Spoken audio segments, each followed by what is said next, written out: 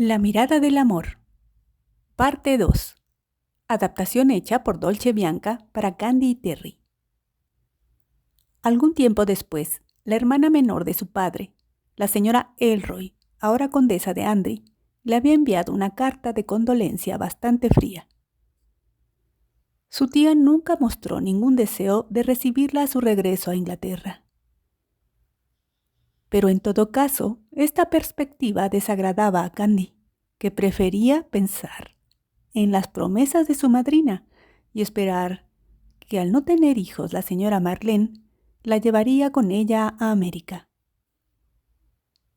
Además de eso, Candy se sentía con esperanzas porque, cuando le comunicó a la señora Van Golden la muerte de su padre, recibió a cambio una carta afectuosa y compasiva que la consoló mucho. Juzgando que debía mucho a la generosidad de su madrina, Candy le había escrito regularmente, desde su llegada a Santa Sofía, para informarle de su progreso académico. La señora Van Golden le había contestado con la misma regularidad, a lo cual la joven se sorprendió. Luego se preocupó, cuando su madrina de repente dejó de escribirle. Entonces finalmente recibió una carta de su secretaria, diciéndole que el esposo de la señora Van Golden había muerto y que, muy afectada por esta pérdida, ella misma estaba sufriendo. Pero, continuó escribiendo la secretaria, te envía todo su cariño y espera saber de ti muy pronto. Candy había respondido rápidamente a los deseos de su madrina y ahora le escribía con tanta frecuencia que a veces le resultaba difícil contarle algo interesante. Pero solo había recibido 2 cartas muy breves, con letra vacilante. Me estoy recuperando, mi querida niña, dijo en una de ellas, y espero darte la bienvenida tan pronto como te vayas de Santa Sofía. Ya he dado instrucciones de que me busquen una casa grande, donde daremos ese baile que les prometí. También he escrito a la condesa de Andry, preguntándole si tenía intención de presentarte en el Palacio de Buckingham.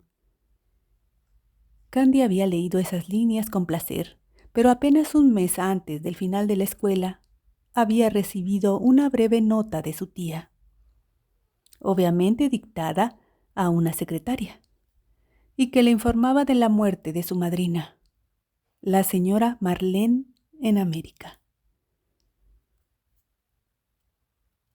Así que no podrás quedarte con la señora Van Golden, como estaba planeado, continuó. La madre superiora de tu escuela también me ha informado que, siendo ahora demasiado mayor para permanecer en su colegio, serás enviada de regreso a Inglaterra al final de este trimestre. Por lo tanto, te espero en la mansión de los Andry, donde te informaré de los arreglos hechos para ti. También me gustaría que te abstuvieras hasta entonces de ponerte en contacto con otros miembros de nuestra familia. Mi coche te estará esperando en la estación Victoria. Por favor, cumple con mis instrucciones. Señora Elroy, condesa de Andry. Aturdida por la sequedad de esta carta, Candy la había releído varias veces, pero después de todo, su tía nunca le había escrito, y ni siquiera había considerado necesario responder a la carta de condolencia que le había enviado por la muerte de su marido. Candy, que solo le había visto una vez, recordaba también a una mujer de carácter duro y cortante. Es una mujer con mucha clase, papá, había comentado el día de esa única vez que la vio. Mi hermana lo es, pero tiene un gran defecto. Siempre fue una mujer voluntariosa, respondió. Por fin, cuando el tren se detuvo y sus recuerdos se esfumaron, en aquel momento, Candy se estremeció al pensar en volver a ver a su tía. Su acompañante italiana saltó de inmediato a la plataforma, para precipitarse con un grito de alegría a los brazos de su madre. Candy se volvió hacia la hermana Grace. Gracias por venir con nosotros. El viaje de regreso puede parecer aún más largo y más difícil. No te preocupes por mí, mi querida niña. En cambio, piensa en cuidarte y no olvides tus oraciones. Dios velará por ti.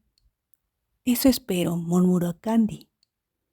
Pareciendo sentir sus miedos, la hermana Grace le puso una mano en el hombro. Has sufrido mucho, hija mía. Cada uno de nosotros tiene una cruz que llevar, pero la luz divina siempre está ahí, si sabemos pedirla.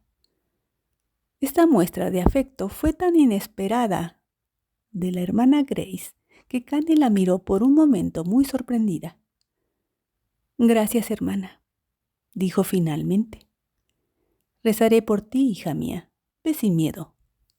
Un ayudante cargó los baúles de la niña en un carro y ella lo siguió hasta la salida donde vio un automóvil adornado con el escudo de los Andry. Un hombre alto la saludó y se presentó como el secretario de la condesa. No subí al andén por miedo a perderla, mademoiselle. Su tía, además, me había recomendado que le esperara junto al coche. Me alegro de encontrarte aquí, respondió Candy. Tengo mucho equipaje. Además de su guardarropa ciertamente anticuado en la elegante sociedad londinense, Candy tenía una gran cantidad de libros y otras cosas a las que no se atrevía a renunciar. En efecto, gracias a su madrina, que, no contenta con pagar la matrícula escolar, también le había asignado dinero de bolsillo. La joven había podido adquirir libros y cuadros. Candy tampoco se había resistido a las espléndidas sedas y los corales curiosamente esculpidos que abundaban en las tiendas del Ponte Vecchio. Será mejor que te compres un sombrero nuevo, le habían aconsejado un día una de sus amigas. Esos objetos tienen la ventaja de que nunca pasan de moda, respondió entre risas. Al no tener hogar, Candy atesoraba sus modestas posesiones por los recuerdos que le acompañaban. Lo mismo sucedió con los pocos objetos que habían pertenecido a su madre y que no tenían otro valor que el sentimental. Estaba, por tanto, a la cabeza de un número considerable de baúles, que estaban de alguna manera fijados a la parte trasera del vehículo. Algunos, por falta de espacio, incluso se colocaron en el interior. ¿Puedo saber su nombre?, Candy le preguntó al secretario, cuando el coche finalmente se alejó. George Villers, respondió. He servido a los Andry durante muchos años. Ya cuidaba la casa en tiempos de su abuelo, mademoiselle, y hubiera servido con gusto a su padre, si no hubiera sido porque conoció la muerte tan prematuramente. Papá hubiera estado encantado con tu ayuda, porque al verse dueño de 2 grandes residencias, no habría sido tarea fácil para él.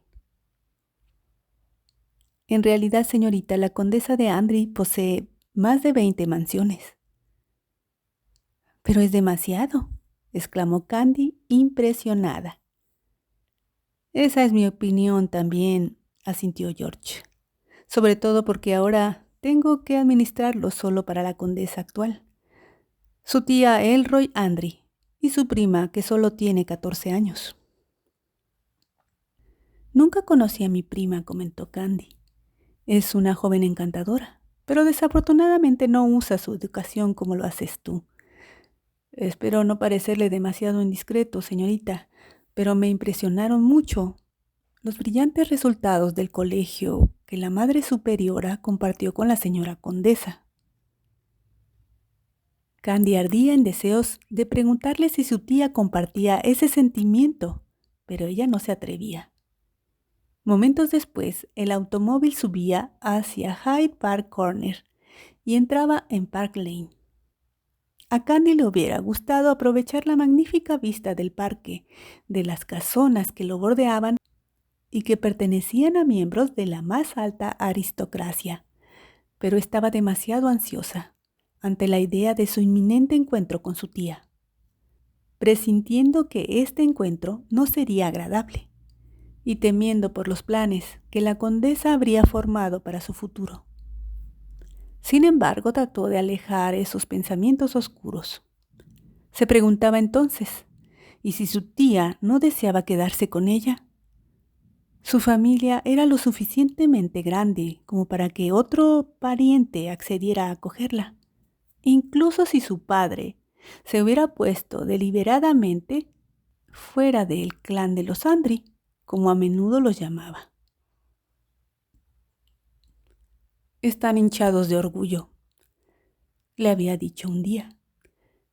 Creen que su nacimiento les da derecho a despreciar al resto del mundo.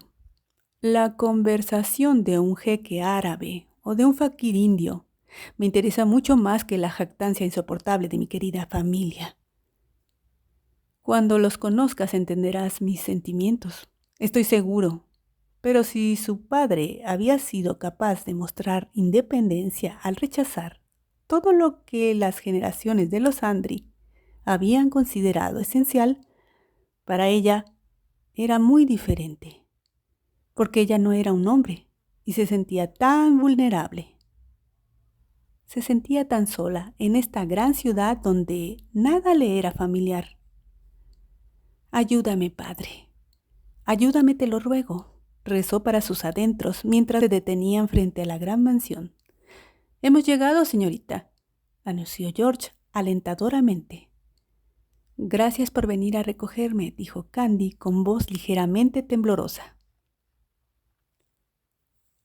Fue un placer para mí, señorita.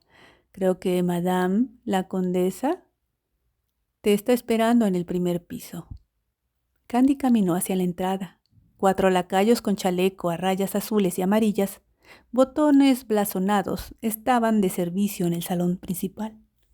Un hombre mayor avanzó hacia ella saludándola. Hola, señorita, dijo. Bienvenida a Inglaterra. Espero que su viaje haya ido bien. Es Ferguson, le dijo George a Candy. Ha estado en la mansión Andry durante muchos años y por supuesto recuerda a tu padre. De hecho, señorita, a todos nos entristeció mucho saber de su muerte. Gracias, respondió Candy. Ferguson luego la condujo al primer piso, subiendo las escaleras lentamente, como si el esfuerzo fuera doloroso para él.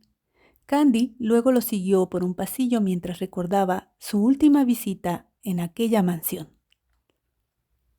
Muchos años antes, ella y su padre habían venido a despedirse de su abuelo, el conde William C. Andry, antes de partir de Londres hacia Oriente. El conde le había reprochado con vehemencia a su hijo que no se quedara atrás y que se dedicara a la política seria. La política me aburre hasta la muerte, respondió desafiante el padre de Candy.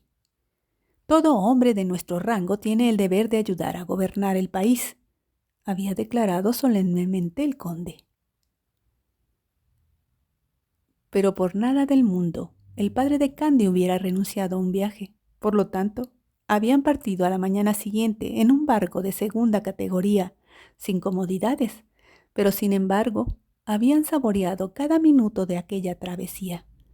Luego, al final de su viaje, habían descubierto Ceilán, asombrados. Candy fue arrancada de sus recuerdos por la voz estruendosa del mayordomo, que anunció, empujando una alta puerta de caoba. Mademoiselle Candice White Andry, señora. Con la vista nublada por la emoción, Candy no distinguió de inmediato a su tía, que estaba sentada en una enorme silla. Avanzó incómoda bajo la mirada crítica que la condesa le lanzaba. Hola, tía, dijo ella. Gracias por enviarme un coche. La condesa permaneció en silencio, sin dejar de observarla con un aspecto desprovisto de comodidades. Luego dijo secamente, siéntate, tengo que hablar contigo. Candy obedeció. Al notar la elegancia del atuendo de su tía, se dio cuenta de que su sencillísimo vestido de viaje azul claro le daba un ridículo aspecto de colegiala. Luego se reprochó por no haber comprado en Florencia ropa más adecuada y un sombrero, porque tal vez era la pobreza de su vestido, tan sencillo en armonía con el esplendor de la casa, lo que explicaba el recibimiento frío y casi hostil de su tía. «No sé si has pensado en tu futuro, Candy», comenzó, «porque la muerte de tu madrina obviamente cambia muchas cosas. En particular, no podrás hacer tu debut en el mundo como estaba planeado». Sin saber qué responder, Candy permaneció en silencio. «Esperaba que la señora Van Holden te alojara y se hiciera cargo de tus gastos de presentación, así como del baile que planeaba darte». «Su muerte me entristeció mucho», dijo Candy. «Ella fue tan buena conmigo». «Muy buena, de verdad», dijo la condesa en un tono mordaz. «Yo espero que al menos hayas aprovechado estos meses de estudio que ella te pagó». «Yo me he preguntado, ¿dónde le gustaría a usted que yo viviera?», dijo Candy con voz vacilante. «La respuesta es simple. Aquí no. No tengo intención de encargarme de una pariente pobre, ni de cuidar, a mi edad, de una persona tan joven». Candy ya no podía dudar de que su tía no le tenía el menor de los afectos. «Quizás otro miembro de la familia de mi papá me acoja», susurró Candy. «Me pregunto quién», respondió la condesa. «No tienes ni un centavo, y tu padre se ha tomado la molestia de romper los lazos con su familia. ¿Quién podría quererte en esas condiciones?». «Pero entonces, ¿qué será de mí?», Candy tartamudeó con voz estrangulada. «Ahí es exactamente a donde iba. Y créeme, tuve que pensar largo y tendido sobre esta pregunta que me haces». La condesa guardó silencio por un momento, como para elegir sus palabras. «Es imposible dejarte sola», continuó. «Solo Dios sabe qué tonterías harías, lo que daría lugar a chismes desagradables y tal vez incluso a artículos en los periódicos. Ese era un don que tu padre poseía maravillosamente», continuó antes de que Candy pudiera protestar. «Y se ha hablado tanto de él que no es necesario que te hagas cargo de su mala reputación». «¿Podría decirme si me dejó algo de dinero?». «¿Pero estás soñando, mi pobre niña? El único recurso de William, tu padre, era la pensión que le pagaba nuestro padre, el conde de Andry, por pura generosidad, ya que desaprobaba totalmente su forma de vida. Papá vivió muy feliz siempre», dijo Candy, saliendo inmediatamente en defensa de su padre. «No lo dudo», respondió la condesa sarcásticamente. «Pero no obstante, eres una carga engorrosa, sin un centavo». Candy tuvo que obligarse a sí misma a no responder, pero sabía que eso no habría tenido otro efecto que el de atraer comentarios aún más hirientes hacia ella. «Estoy segura de que papá no tenía intención de morir, dejándome en la indigencia», logró decir con humildad Candy. «Sin embargo, eso es lo que hizo. Su cuenta bancaria está vacía. En cuanto a los notarios de la familia, todavía están buscando un testamento que aparentemente se olvidó de redactar». «¿Qué has decidido, tía?». «Como te dije, me costó largas reflexiones. Primero pensé en meterte en un convento, ya que aparentemente eras muy feliz en Florencia». Candy descansó un instante y luego exclamó: «Pero eso es imposible, tía. No tengo la intención de ser monja. No tengo vocación». «No importa lo que quieras o no», respondió la condesa con dureza. Antes de continuar con esta discusión, Me gustaría señalar que ahora soy tu tutora hasta la mayoría de edad. Por lo tanto, la ley me da poder absoluto sobre ti. Pero no puedo convertirme en monja, Candy insistió. Lo sé, eso presenta alguna dificultad ya que tú no eres católica. Así que decidí que deberías ganarte la vida y traté de encontrar una ocupación que pudieras hacer bien. Candy apretó los puños. Por el tono despectivo de la condesa supuso que estaba condenada, sin apelación, a una existencia miserable. ¿Podría decirme qué debo hacer entonces?, preguntó finalmente. Encontrar un lugar en Inglaterra donde tu identidad no corra riesgo de ser descubierta es una tarea difícil. ¿Mi identidad?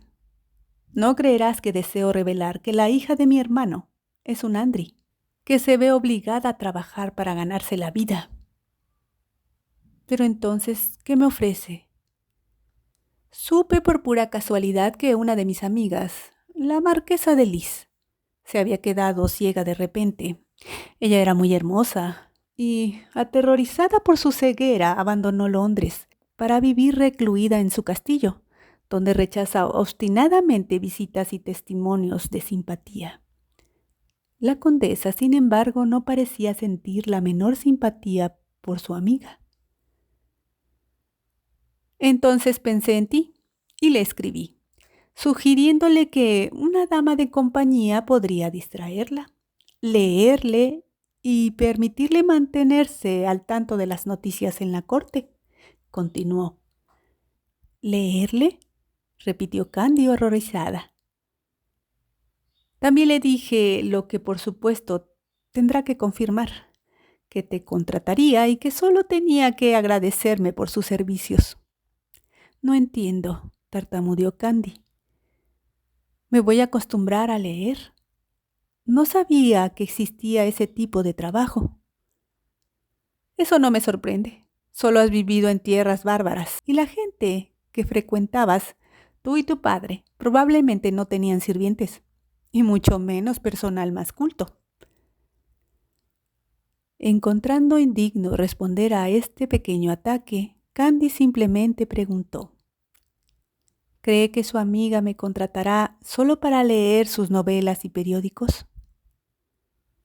Si tiene el más mínimo sentido común, sin duda encontrará 1000 ocupaciones más para ti, replicó secamente la condesa. Después de todo, no veo por qué te pagaría por no hacer nada. Le dije que eras una buena costurera. Es un arte que se enseña muy bien en los conventos, ¿no te parece?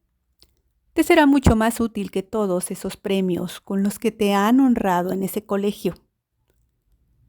Esperaba complacer a mi madrina con mis buenas calificaciones y mi buen aprovechamiento en el colegio. Bueno, nunca sabremos qué habría pensado ella al respecto. Sin embargo, lo que sí sabemos es que tienes que ganarte la vida. Puedes contar conmigo para encontrarte un trabajo.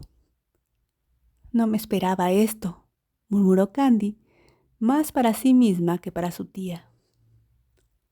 Bueno, tendrás que acostumbrarte a esta idea, y muy rápido. A partir de ahora estarás sola y tendrás que aprender a adaptarte a las situaciones, sean las que sean. Mientras hablaba, la condesa miraba a Candy, cada vez más irritada porque Candy poseía juventud y belleza.